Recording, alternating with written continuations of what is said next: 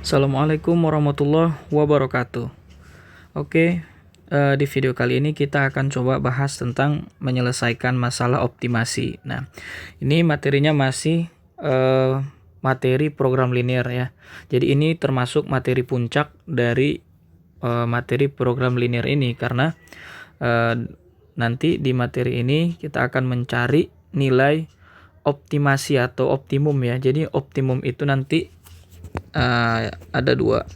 Nah, jadi nanti dia bisa maksimum ataupun dia nanti bisa minimum. Nah, saya ceritakan sedikit kasusnya nanti, gambaran kasus maksudnya itu nanti biasanya masalah yang akan kita pecahkan tentang maksimum itu adalah tentang biasanya dia nanti mencari keuntungan maksimum dari sebuah permasalahan ya. Jadi dari permasalahan itu nanti akan kita ambil model-model matematika atau pertidaksamaan seperti yang sudah saya jelaskan pada video sebelumnya. Nah, jadi nanti ada dua jenis ya, satu keuntungan maksimum. Nah, yang kedua nanti adalah mencari biaya minimum gitu. Nah, biasanya kalau yang maksimum itu tentu kita bermain di keuntungan ya. Nah, keuntungan. Jadi kalau minimum itu kita bermain di biaya minimum biasanya. Nah, jadi untuk ini soal ini akan coba kita selesaikan dulu. Nah, tapi hanya di soal pendalaman ini, di soal ini. Oke, nah, jadi soalnya ini adalah dia sudah punya pertidaksamaan langsung tanpa harus kita cari dari sebuah permasalahan. Tapi ini adalah termasuk soal yang dasar atau teknik dasar yang kita gunakan, nanti tinggal disesuaikan aja dengan soal. Nah, anggap saja nanti ketika ada soal dengan sebuah permasalahan, nah kita sudah mendapat ini ya, kendala ini dari soal tersebut. Jadi tekniknya mudah untuk kita sesuaikan.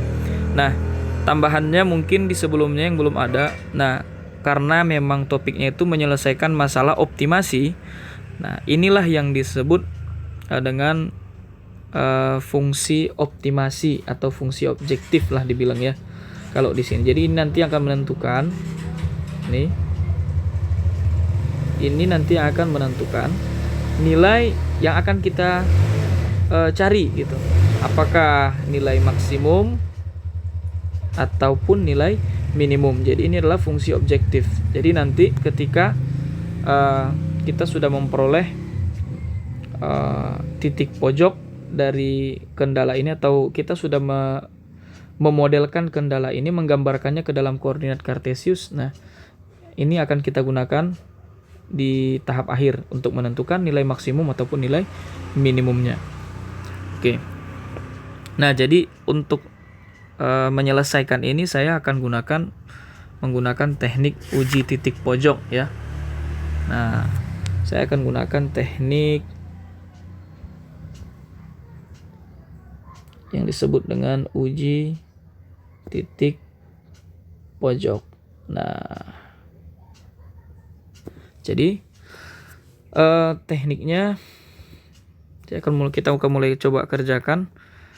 Nah, yang pertama adalah kita harus menggambar keempat kendala ini ya.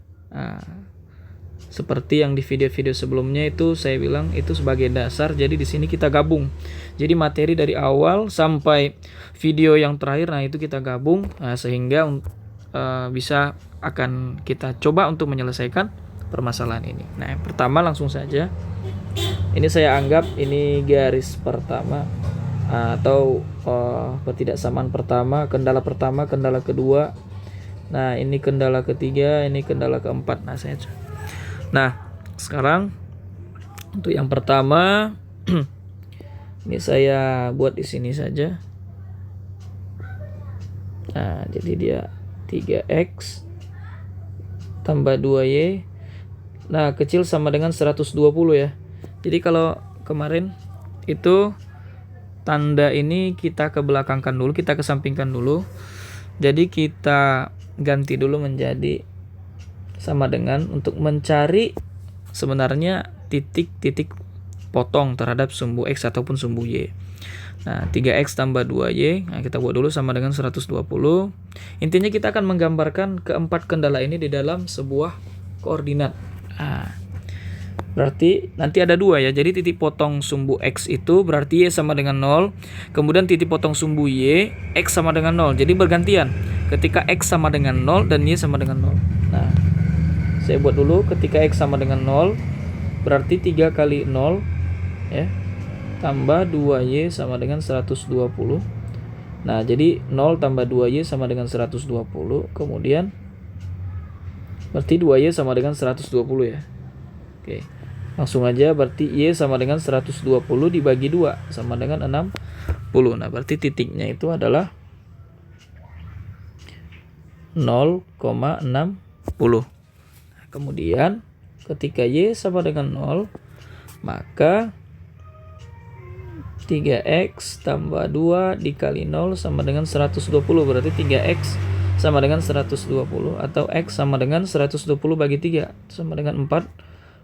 Sehingga titiknya adalah, nah ini X, Y ya, koordinat itu X, Y, berarti 40,0. Nah, ini untuk garis pertama. Nah, kemudian untuk garis yang kedua, berarti X tambah 2Y sama dengan, nah kita ganti dulu tandanya tadi jadi sama dengan. Kemudian kita buat X sama dengan 0, maka 0 tambah 2Y sama dengan 80. Y sama dengan 80 per 2, 40. Berarti titiknya adalah 0,40 X, Y.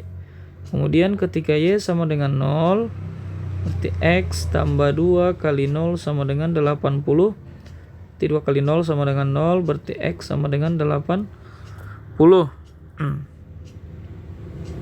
Nih, berarti ini sama dengan titiknya adalah 80,0. Oke.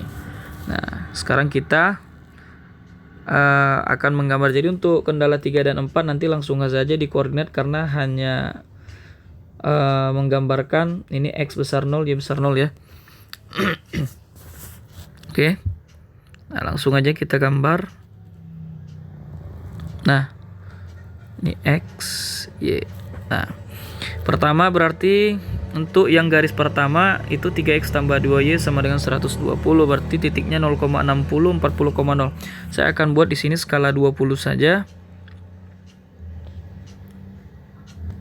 Nah, ini 20, 40, 60, 80. Ini juga 20, 40, 60, 80. Nah, pertama 0,60 ya, berarti ini 0,60. Nah, berarti di sini. Kemudian dengan 40,0. Nah, sini saya akan hubungkan.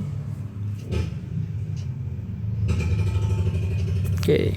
Nah, kemudian yang kedua adalah 0,40, 80,0. Nah, di sini. Nah, saya akan hubungkan juga. Nah, kemudian di sini kendala nomor 3 adalah X besar sama dengan 0, Y besar sama dengan 0. Nah, saya akan ingatkan, mungkin saya akan kaitkan dengan kuadran. Nah, jadi kan kalau misalnya kita bilang seperti ini, kalau kita daerah ini kita bagi 4, nah ini sebut dengan kuadran pertama, kuadran kedua, kuadran ketiga, kuadran keempat. Nah, ini materinya di matematika peminatan di trigono ya. Nah, jadi jika ini kan sumbu X, ini sumbu Y. Nah, ini X positif, ini Y positif. Nah, sebenarnya kalau misalnya bisa kita bilang kuadran 1 ini dihapit oleh daerah X positif dan Y positif. Nah, di mana kata positif ini bisa kita maknai dengan besar 0. Ya. Positif itu adalah besar 0, sementara negatif itu adalah kecil 0. Berarti untuk daerah ini berarti daerahnya adalah X besar sama dengan 0. Untuk daerah ataupun sumbu ini adalah sumbu Y positif, berarti Y besar sama dengan 0. Artinya untuk kendala 3 dan 4, berarti garis X sama dengan besar sama dengan 0. Berarti ini, ya. Ini. Nah, dan untuk Y besar sama dengan 0. Nah, jadi kendala 34 ini adalah dia hanya membatasi bahwa daerah himpunan penyelesaian itu nantinya akan berada di kuadran pertama. Artinya dia tidak boleh keluar dari kuadran pertama. Nah, gitu berarti dia nanti hanya sebatas di sini saja.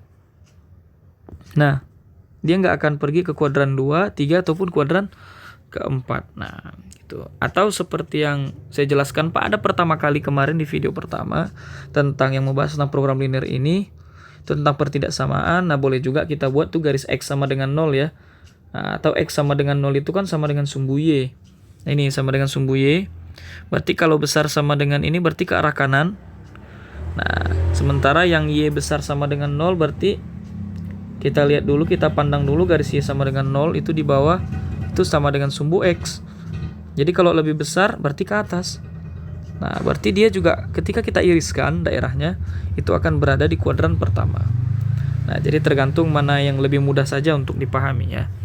Nah, intinya sebenarnya apapun nanti soalnya, jika dia seperti ini berarti HP-nya itu nanti harus berada di kuadran pertama. Nah, oke.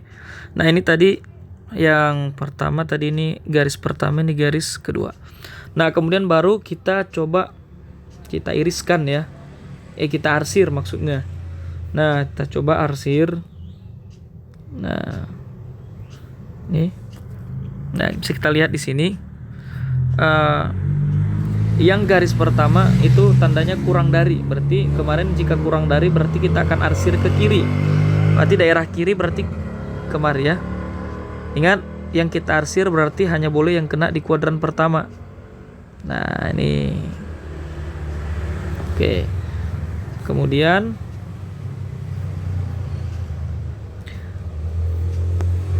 nah, untuk yang daerah yang garis kedua berarti daerahnya kecil sama dengan, berarti daerahnya ke bawah juga atau ke kiri ya.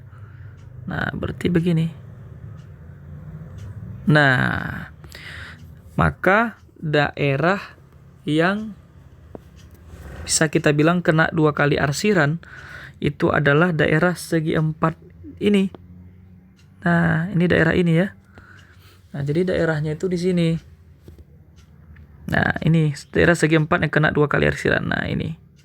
Oke. Nah, jadi kalau saya bilang, nah inilah daerah himpunan penyelesaiannya.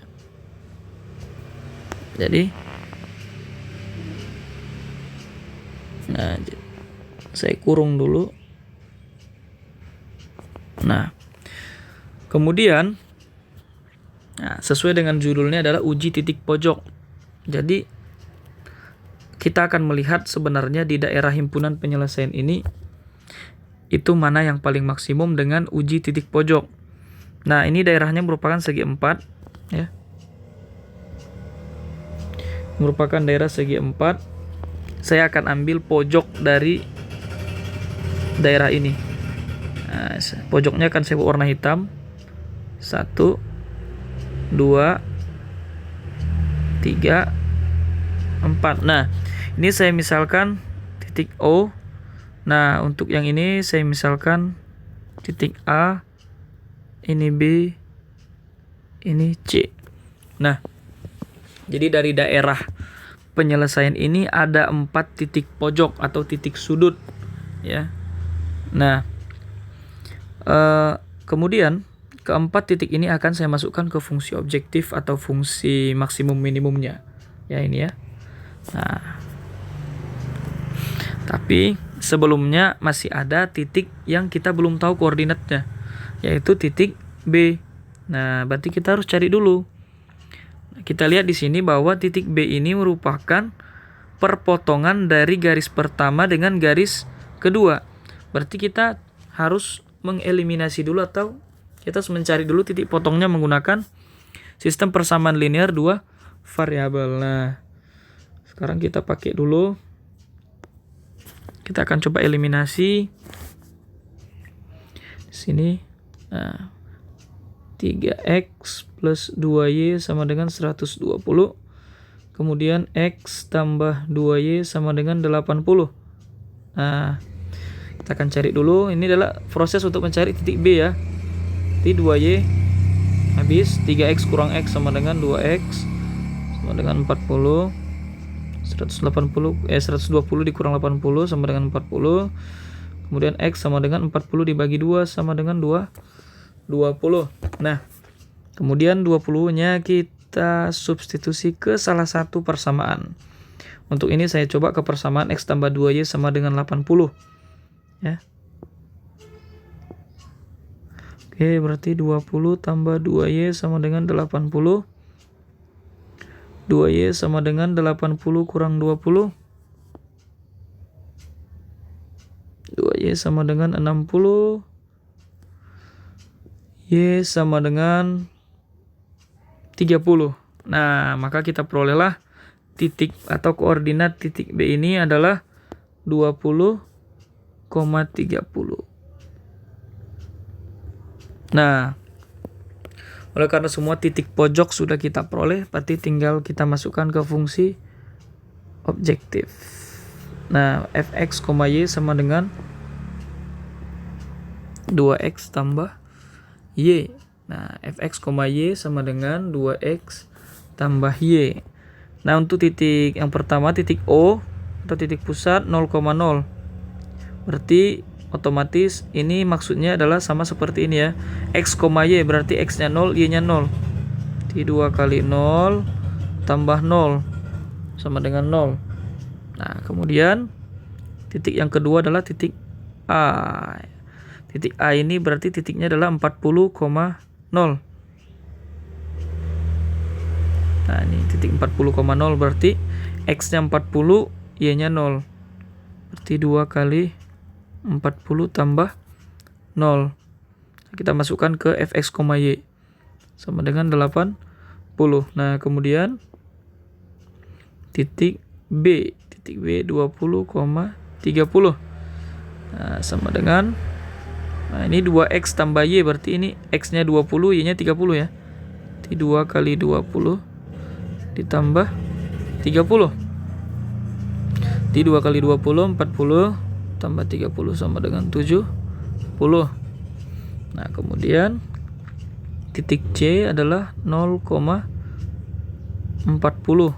Berarti x-nya 0, y-nya 40. Berarti 2 kali 0 40 sama dengan 40. Nah, kemudian kita akan bandingkan dari pojok-pojoknya ini mana yang paling besar, karena yang diminta adalah nilai maksimum.